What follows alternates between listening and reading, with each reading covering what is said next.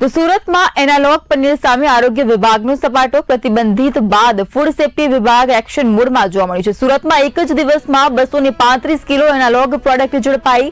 અઠવા, રાંદેર અને ઉધના ઝોનમાં તાબડતોબ તપાસ છે।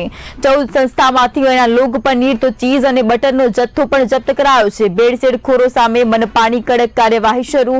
દરેક ઝોનમાં તપાસ માટે 3 થી 4 ટીમો તૈનાત કરાઈ છે। ફૂડ સેફ્ટી વિભાગની ઝુંબેશ સતત ચાલુ રહેશે તો ગ્રાહકોના આરોગ્ય સાથે ચેડા કરનાર સામે લાલ આંખ। સુરતમાં ભેળસેળ સામે મનપાની મેગા ડ્રાઈવ તેજ બની છે। माननीय आरोग्य मंत्री श्री और माननीय फूड सेफ्टी कमिश्नर श्री द्वारा एनालॉग चीज, एनालॉग पनीर और एनालॉग बटर पर गुजरात में प्रतिबंध तारीख 5/8/2026 रोज मूकવામાં આવે છે।